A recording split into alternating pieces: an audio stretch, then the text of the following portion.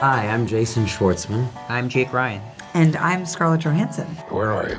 Asteroid City, Farm Route 6, Mile 75. Hey everyone, I'm Jeffrey Wright. Junior stargazers and space cadets. Each year we celebrate Asteroid Day. Hey everyone, I'm Maya Hawke. And I'm Rupert Friend. And we star in Wes Anderson's new movie, Asteroid City. In the movie, families from across the country gather in a fictional American desert town for a junior stargazer convention. I heard there's a real-life reason people will be gathering in the Utah desert this September. The world will never be the same. What is happening there on September 24th?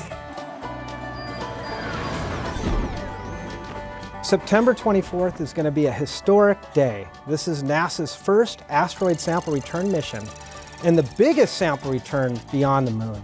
Shortly before 9 a.m. local time, the OSIRIS-REx spacecraft carrying precious samples of asteroid Bennu will release the capsule into the atmosphere to lower the samples down to the Utah desert, where scientists are anxiously awaiting the return of these materials. Wow, that sounds like the plot of a science fiction film. It's incredible that a spacecraft can go to an asteroid, grab some pieces of it, and then bring them to Earth.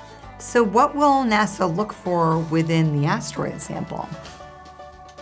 These pristine asteroid materials will be studied by scientists from around the world.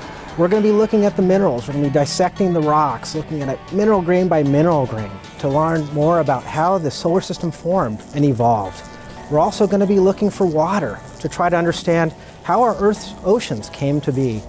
And then finally, we're going to be looking at organic compounds, including some of the basic chemical building blocks of life, to try to understand whether asteroids like Bennu could have delivered the building blocks to Earth, leading to the origin of life on Earth and potentially elsewhere. With the data that we obtain from these materials, we're going to be rewriting the textbooks on solar system formation. Fascinating stuff.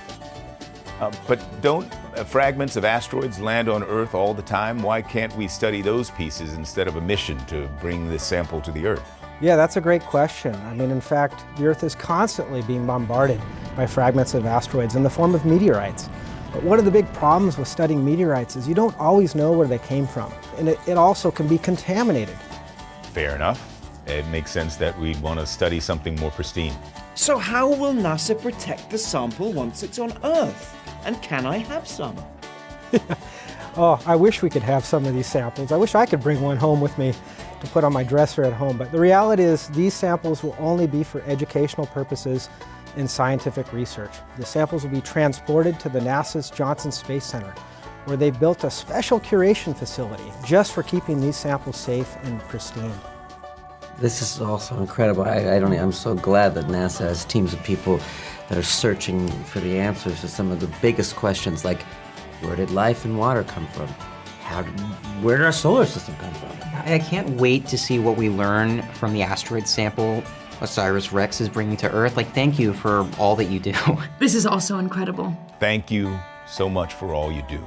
Well, you just said that name. You just said OSIRIS-REx. That was the thing. That was kick-ass. How did you do that? I was like, what is this phrase? I was like, OSIRIS-REx. OSIRIS-REx. Yeah, OSIRIS. It was great. OSIRIS-REx.